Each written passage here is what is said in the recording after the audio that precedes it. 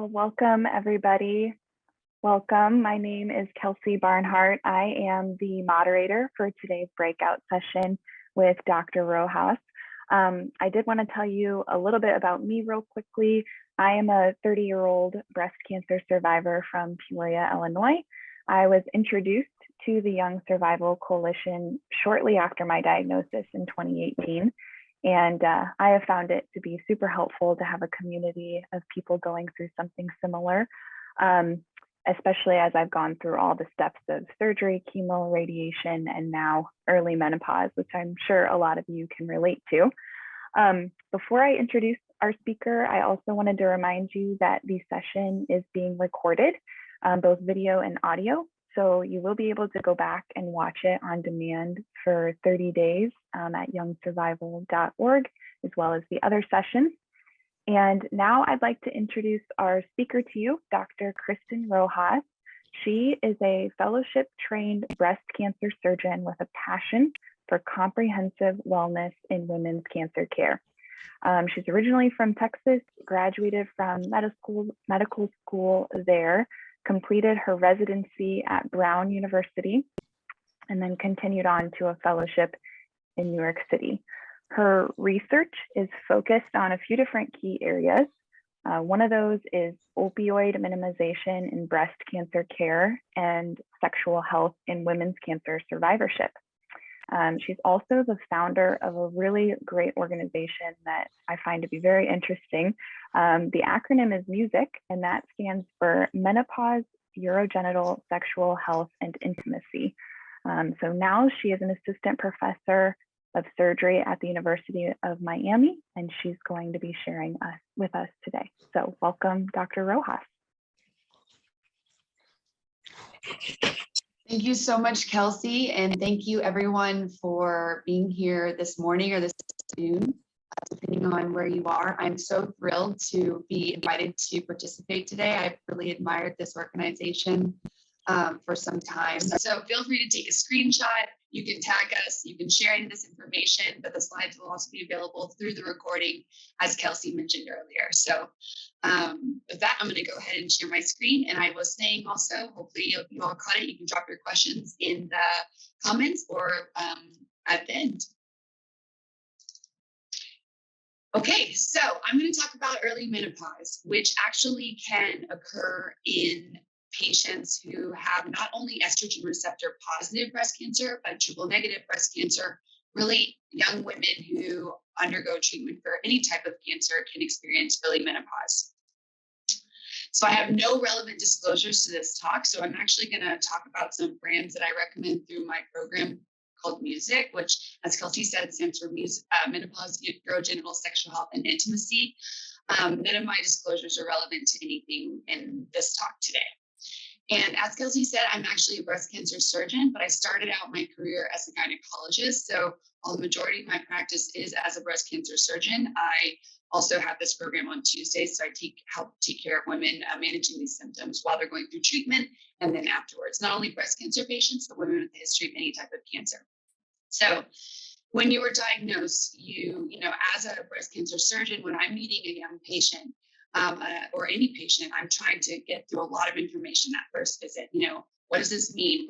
What is our plan? Who else do you need to meet today?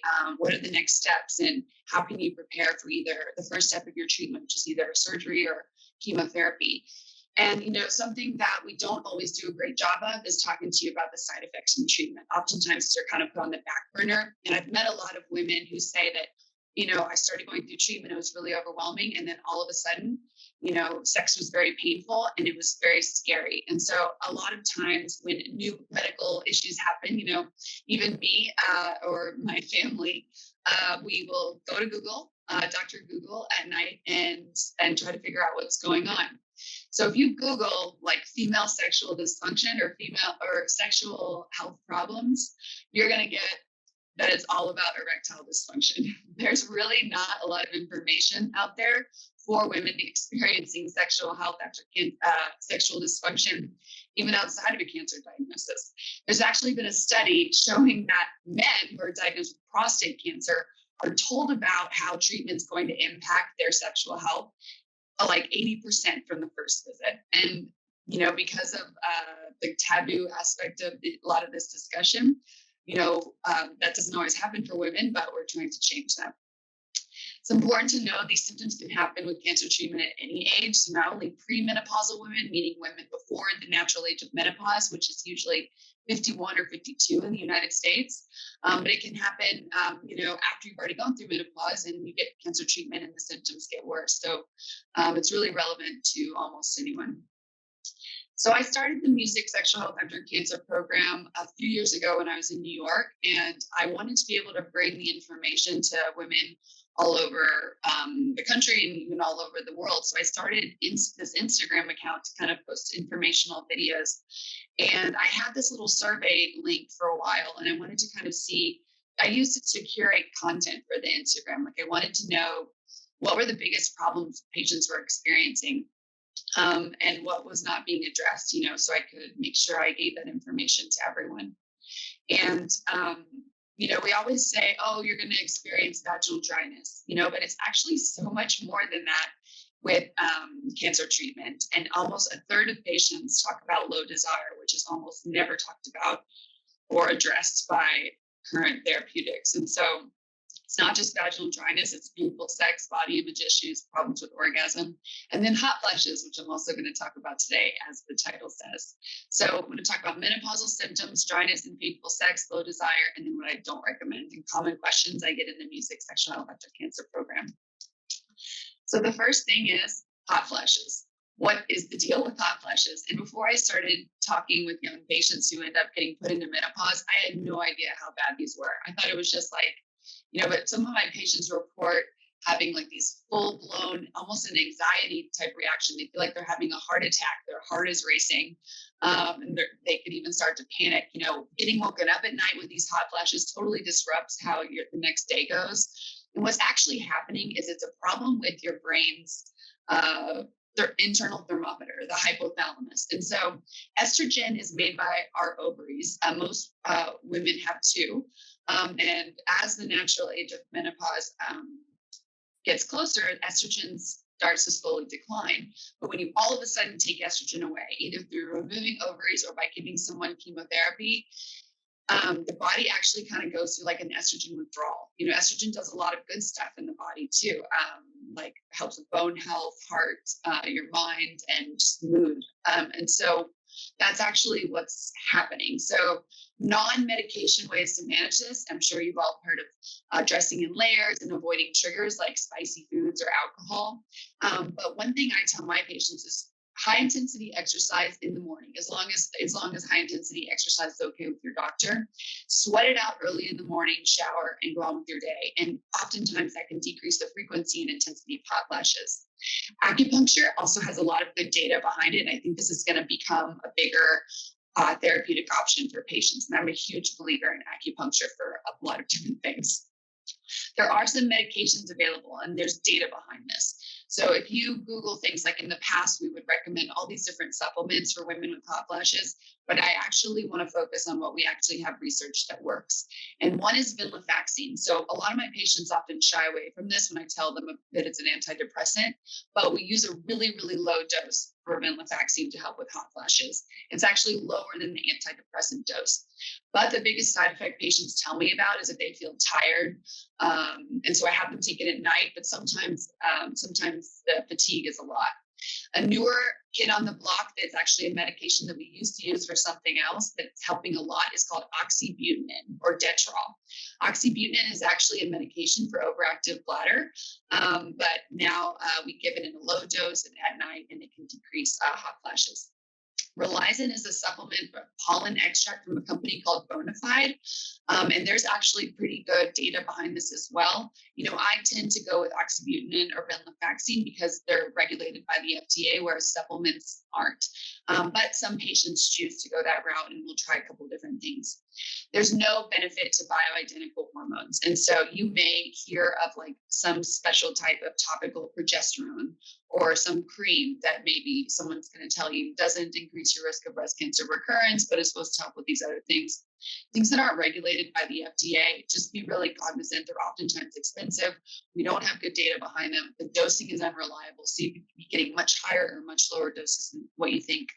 And so I just always tell patients that to be really cognizant and read labels of everything. Sometimes some what are known as phytoestrogens or plant estrogens can be hiding in supplements. I'm really sorry. I tried to switch that the sound earlier and it must have done something weird with my computer. I apologize. So I'm going to set this here and we'll keep going.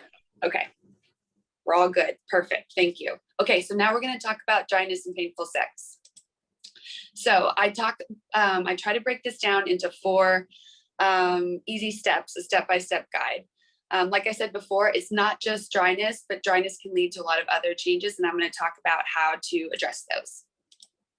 So first, a little quick anatomy lesson. So menopause, like I said before, chemotherapy, pelvic radiation, and medications like Lupron or Zoladex turn the ovaries off. They shut the ovaries down so they don't make estrogen. And anastrozole, letrozole, and exemestane, which are aromatase inhibitors, actually block fat estrogen production in the fat cells, which when we turn ovaries off, our fat cells, and everybody has them, still make estrogen. And so that targets that. Whereas tamoxifen and raloxifene block estrogen at the receptor level. All of this together leads to less lubrication, less stretchiness, increased infections, pain, and spotting after sex, which can be really traumatizing if you weren't expecting that.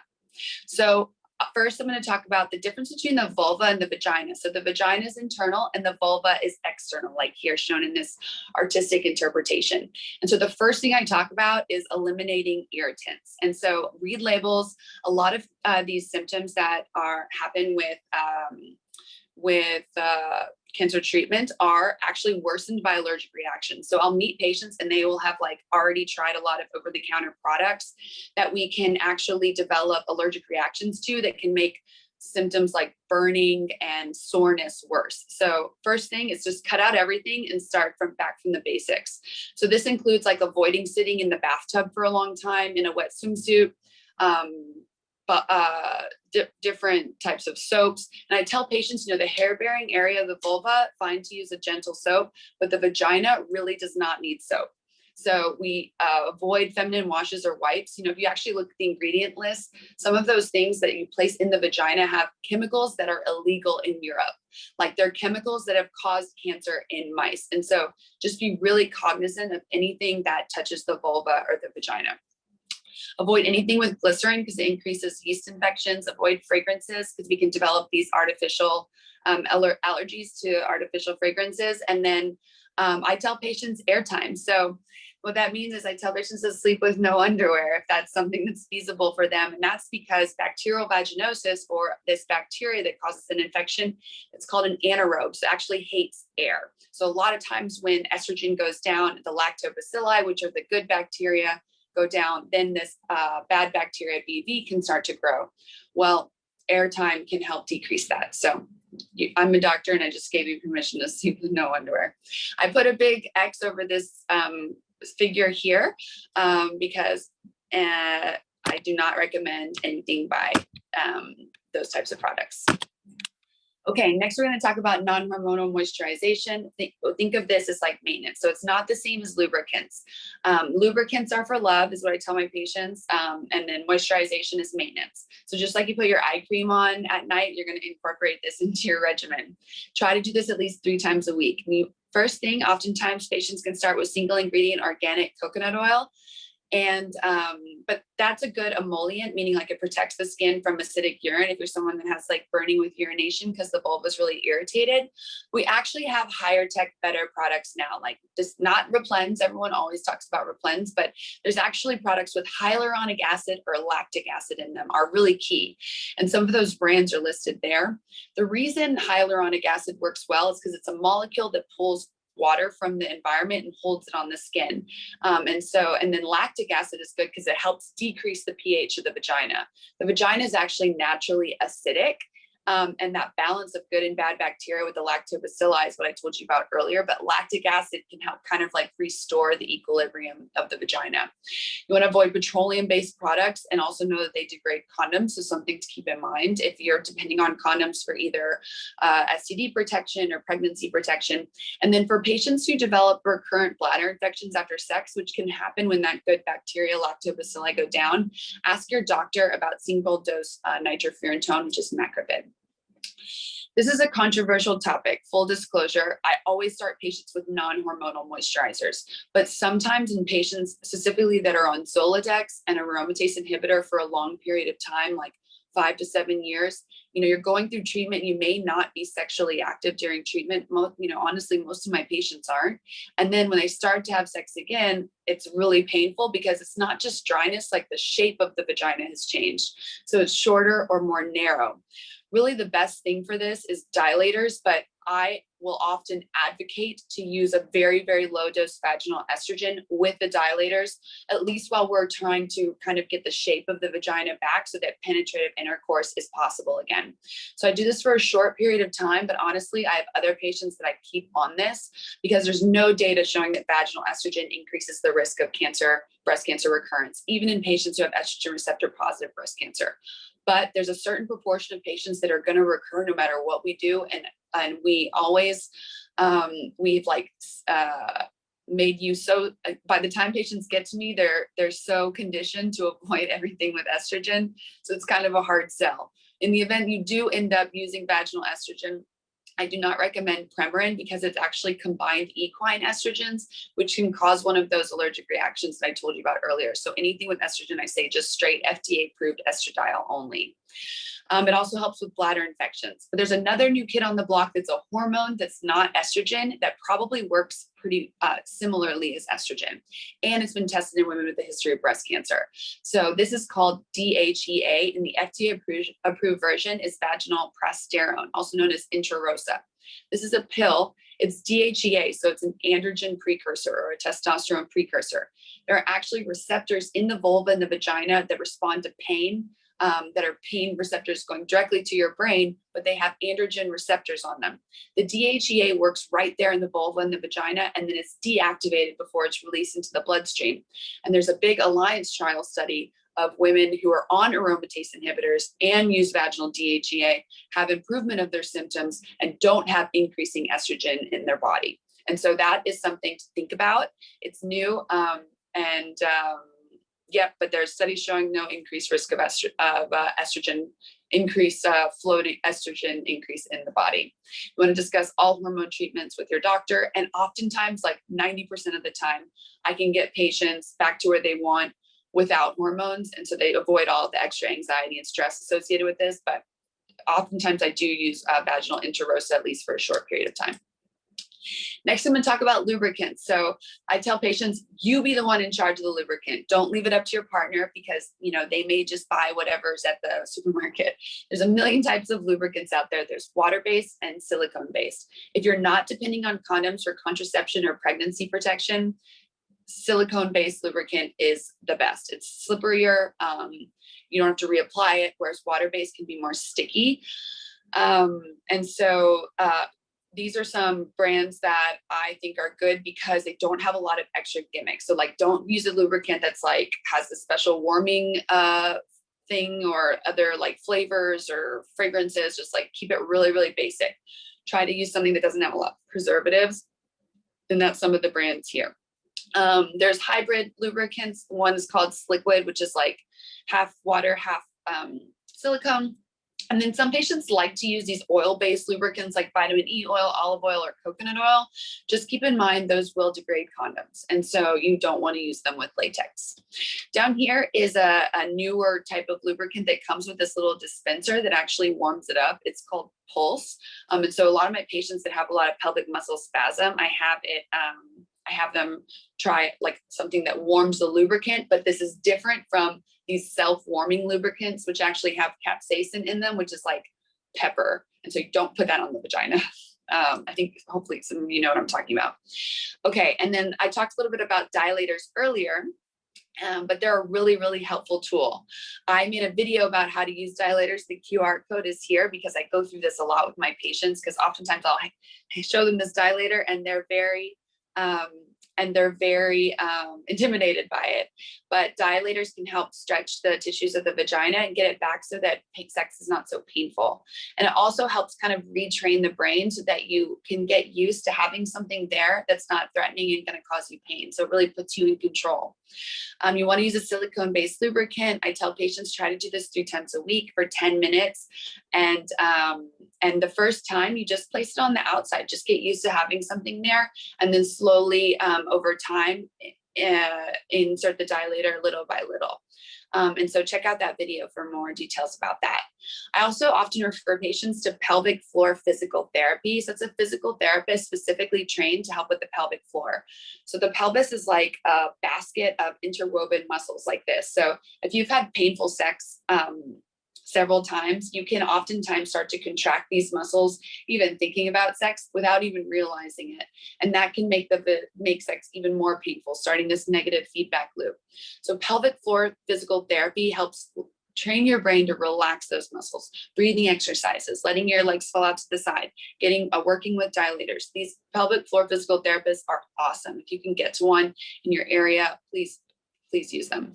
This is a device at the top right that's called the O-Nut.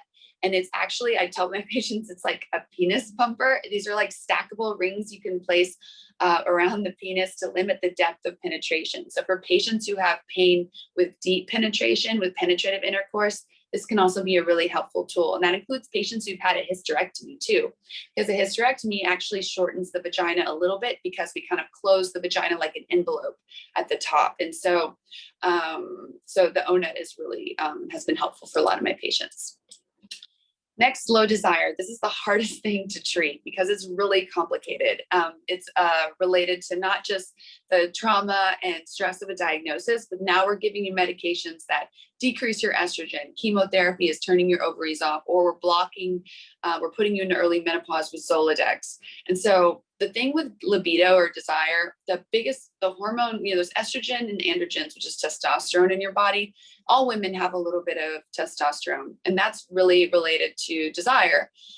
And so when you block estrogen, because estrogen ends up and testosterone kind of go back and forth, the testosterone also goes lower. And so it's really a hormonal issue, but also like a brain issue too, because if you're not using that certain part of your brain because the estrogen is really low, then that part of your brain starts to turn off. This can be really distressing for patients. So I start by treating dryness, pain, and pelvic floor muscle spasms, because a lot of times by eliminating pain, desire comes back a little bit because you're not avoiding a painful episode, but also you can consider some medication adjustments. So for patients that are really distressed by this, I have them talk to their oncologist and see if they can switch to tamoxifen, at least for a little while, and see if that helps, because tamoxifen does have less desire-related sexual side effects. If you're on an antidepressant like Zoloft, Paxil, Prozac, consider switching to bupropion, but don't change your antidepressants without talking to your psychiatrist. Bupropion or Wellbutrin has less sexual side effects. And so sometimes patients say they start an antidepressant and they're not able to have an orgasm. And also exercise. I'm going to go through this a little quickly because we had our little technical issue. So I tell patients to think about getting to know your new body, but these two podcasts here are basically sexy stories to listen to get into the mood. There's 2 medications that are FDA approved. One is flibanserin, which is a daily pill that we used to tell patients you can't drink on. Now we say you can have 2 drinks, but if you have more than that, don't take that pill that day. And I would say about 50% of my patients respond to Addyi. Bremelanotide or Vyleesi is an injection you give yourself before sex. I have not been able to prescribe this because none of my patients are excited about more injections. So I don't have any experience with that. Restella from that company, Bonafide, is based on, it's a plant-based hormone-free supplement that's been effective in placebo-controlled studies, but the pills are quite big. And so these are things you can check out. Lastly, what I don't recommend. So if you go to like websites like goop or something like that. There's all kinds of crazy stuff out there, like vaginal steaming, vaginal detox. Your vagina does not need a detox. It cleans itself on its own.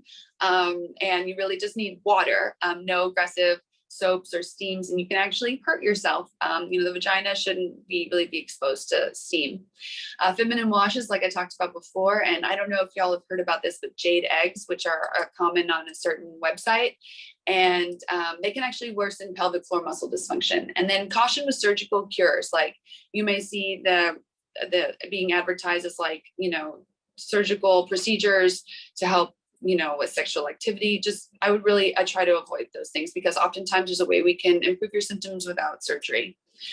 And lastly, the dangers of vaginal lasers. So vaginal lasers are these devices placed in the vagina, and every October or September, October, you're going to see marketing towards breast cancer patients for these vaginal lasers, because, oh, you can't use vaginal estrogen. So the Mona Lisa touch was going to help increase moisturization, elasticity. I've had patients have burns, scarring, and chronic pain from these. And if you go to the FDA website, there's a place called MAUDE, MAUDE, where people report their issues with these devices. And it's actually scary, and a large portion of them are breast cancer patients. I wrote an op-ed about this, and you can use the QR code here to read more about that. So stay away from those.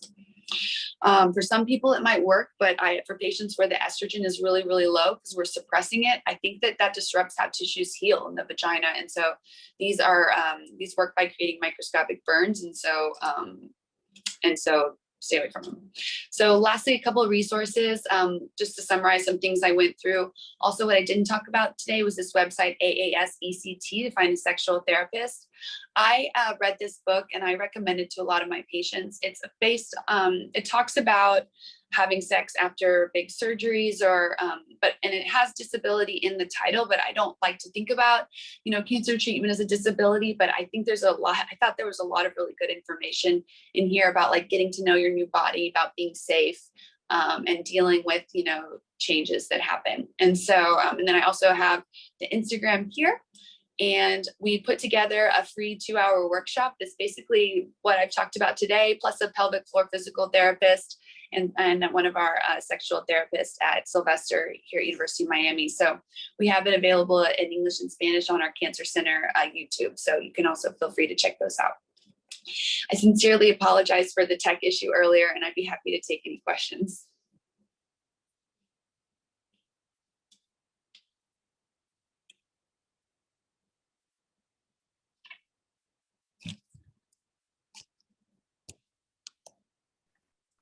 Well, thank you, Dr. Rojas. I know for me, it's just comforting to know that other people are dealing with similar issues. So that alone is huge.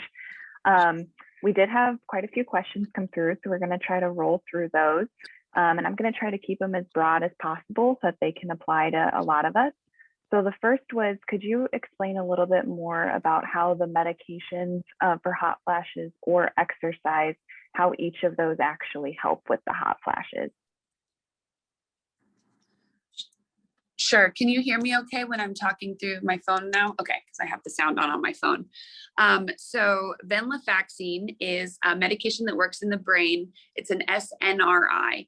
And like I said before, the brain's internal thermometer is not working in that correctly and that causes the hot flashes. So, and this is all related to serotonin, which is one of the main brain chemicals function. And so by using low dose antidepressant that modulates how serotonin is attaches to the receptor, they found that the hot flash frequency and intensity is lower. Oxybutynin is a medication called anticholinergic, which also works in the brain. But it has some side effects, the most common being like dry mouth and constipation. So I always start patients on really, really low doses of these medications and see how they do. But basically they're both function by working in the brain. The thing with exercise, I think this is just my hypothesis, but I think, exercise does a lot of good for the body and also works in the brain. So while may be helpful, like logically to think of it as like kind of sweating it out in the morning, I think it also has to do with how chemicals in the brain as well. I hope that answered that question.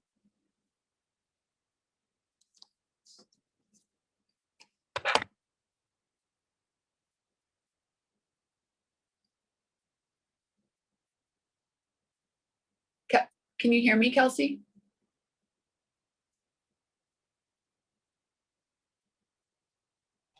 I can hear you. Oh, okay.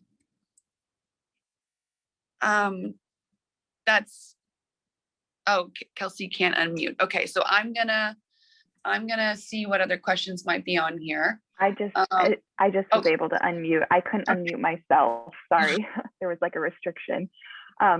So there's quite a few questions in the chat about like joint health and sleeplessness as well. And I know that's not directly related to the sex life, but could you touch on that as well? Maybe some things that we can do to help with those two side effects from early menopause. Joint pain. There's a study looking at another type of antidepressant called duloxetine for joint pain, related to aromatase inhibitors, but it also has some similar side effects to venlafaxine. Like it might make some patients more tired. The biggest thing for joint pain is staying physically active. It's kind of counterintuitive because you don't feel like exercising, but really making sure you're moving your joints and staying active. Yoga is really good for that as well. And then what was the second one? I'm sorry. About sleeplessness tied with hot flashes. Yeah, so sleeplessness. So it's when sleep is really disrupted that I recommend patients consider using at least oxybutynin or venlafaxine or something that we know is a little bit more effective. Because if you can get a good night's sleep, like the rest of your day is really a lot easier. And so a lot of times what we do is trial and error. But melatonin is helpful and really doesn't interact with a lot of things, but anything that you're going to take at night, like some of the stronger things like Ambien, can be habit forming, and they really don't help you get REM sleep, which is the like rejuvenating sleep that you want. Even though they may help you fall asleep, you're not getting that good high quality sleep with some of those sleep medications. So I really try to focus on treating the hot flashes so they don't wake you up. And then other things like sleep hygiene. So really only reserving the bed for just sex and sleep, and avoiding blue screens before bed. So the TV, Netflix, Instagram, really turning the phone off and taking it away, because that keeps your brain awake as well. And so, and then exercising not really late at night, but I tell patients in the morning, and then not eating a huge meal that can also for dinner that can disrupt your sleep. Cool, thank you. There was a question that asked if tampons or panty liners are irritants. What would you recommend for those of us who are still getting a period? Yeah, that's a great question. So there's a lot of chemicals in traditional tampons and panty liners that are for absorbing liquid, and they kind of, and that's how they work. Stay away from if you want to use a tampon, try to find one without a fragrance. Try to find, but there's also options like the Diva cup, which actually sounds intimidating, but it actually is better for the environment because less biologic waste. But it's a flexible little cup that you place in the vagina. It's a menstrual cup, and then you clean it. It can be like a little cumbersome at times, what my patients tell me, but then you're avoiding, number one, having tampon waste or having to use pads, and two, there's all the things associated with pads and tampons. The other thing about panty liners too, they can also have a lot of those chemicals. So just try to find, if you're going to use one, there's some like different brands online that don't have a lot of the chemicals and don't have the artificial fragrances. So I think you had mentioned something about certain lubricants not being paired well with condoms. Somebody asked if you could go over that detail again. Sure. So anything that's like a natural oil, so like coconut oil, olive oil, vitamin E oil, those can theoretically degrade latex condoms. The other moisturizer that may impact latex condoms is the hyaluronic acid suppository from Bonafide.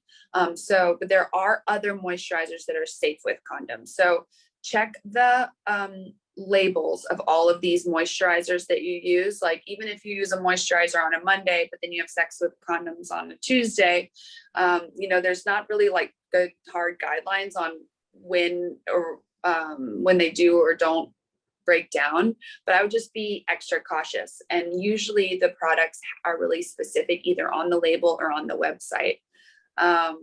If you're using condoms, you should use a water-based lubricant. There may be some silicone-based lubricants that are compatible with latex condoms, but just read the labels, go on the website, check it out. Usually they have like FAQs on a lot of those websites. So you'd want to use a water-based if you're using latex condoms. So to your knowledge, do you know if tamoxifen or some of these other medicines actually change the shape of the vagina? I know it can change like the density of tissue, but how about the shape? Yes, everyone in the Music Sexual Health After Cancer program gets a pelvic exam. And actually, I just submitted an abstract to ASCO this year talking about the physical exam changes that happen with prolonged breast cancer treatment, because they're not described in the literature. But I see a lot of patients who on exam, I don't see them pre-treatment, so I can't do like before and after, but being a gynecologist, that have very different anatomy. So meaning like the vagina, because of the dryness, has become narrower and even shorter with treatment. And then unfortunately, I've seen patients who have undergone the Mona Lisa laser treatments, and I'm putting them on blast, and I hope Young's YST doesn't get mad at me about this, but I've that have caused scarring, that have caused like maybe the top of the vagina to kind of like close down. And then we have to kind of like gently break up the scar tissue. So I think that when the estrogen is really, really low for a long time, not only makes the lining of the vagina thinner and less stretchy, but I think over time it can kind of even contract. And that's why using dilators, even if you're not partnered, can help maintain the shape of the vagina. So even if you don't have penetrative sex or you don't plan on it ever, it can help make pelvic exams easier in the future for other surveillance and your regular health care. So that's why I'm always a big proponent of them. So I just saw this question come through, and I relate because I was just diagnosed with osteoporosis at age 30. Can you touch a little bit on that, the risk of that within treatments, and maybe some options to combat that? Yeah, so that's a great question, and really specific to young people, because as many of you may know, we're recommending prolonged estrogen suppression, meaning like Lupron for more than 5 years in a lot of cases. We were saying 10. Now there's some data that came out saying 7 may be okay. So literally it's changing all the time. But what that does is bones like estrogen, they use estrogen to kind of remodel and stay strong. So when the estrogen goes low, bone health deteriorates as well. But that's why if you're on an aromatase inhibitor and estrogen suppression, that's why we have you get bone density scans so we can keep an eye on that. If we see that you develop osteoporosis, there's other medications we can give you to improve bone density, but also your oncologist may choose to switch you to tamoxifen, which has less of an impact on bones. Tamoxifen gets a bad rap online. But I've found that a lot of patients have less sexual side effects with tamoxifen and less issues with bone density. So hopefully that answered your question. Oh, yes, lastly, but non-medication things. So weight-bearing exercises, not swimming. So like running, things where, that cause bone remodeling. So like I think boxing is a great one, and it really helps you like get out all of your feelings about everything. And so anything that causes like an impact, whether it's with your feet or your hands, helps strengthen your bones. And so making sure you're getting enough vitamin D and calcium, and then high impact exercise. Well, I know that we could not get to every question, but I do want to ask one last one here, but I want to remind y'all that Dr. Rojas has a great website, so you can go listen to some of her other talks, or communicate with her on social media even. It's KristenRojasMD.com. But I think a good question for us to end with is kind of about what happens after these treatments. Do you find that a lot of your patients are able to kind of return to a prior state with their body? Yeah, that's a great question. And also, after treatment, that's why I think these organizations like YSC is so important, because young women really do experience very specific challenges, like after treatment. Like, we got you through this life disrupting problem, but then now, like, what about the rest of your life? And so that's why I think community is really important. Like, a lot of patients ask me, like, how do I start dating again? And I'm like, I don't know. That's a great question, but I know, I think the best thing is like, seeing how your peers have been able to integrate that back in, and then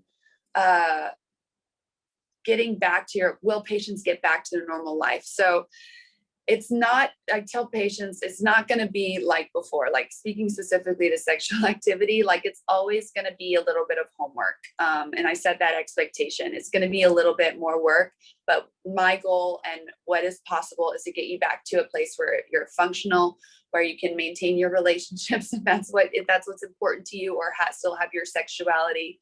But it just may require a little bit more attention.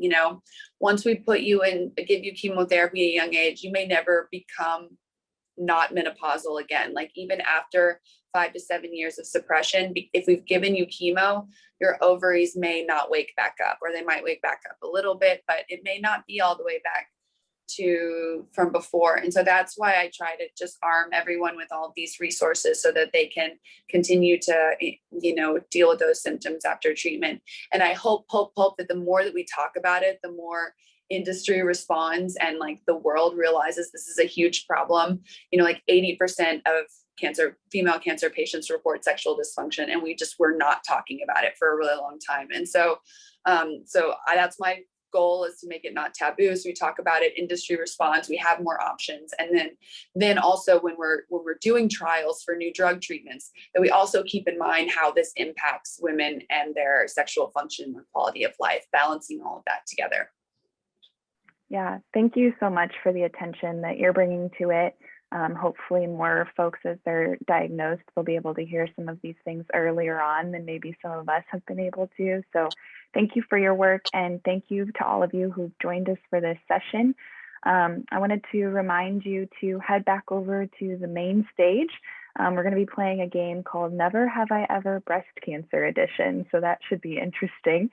You can click on the YSC logo at the top left page of the event page in order to get on over to the main stage. So thank you again, Dr. Rojas, and I hope all y'all have a good rest of your day. Thank you, everyone. Take care.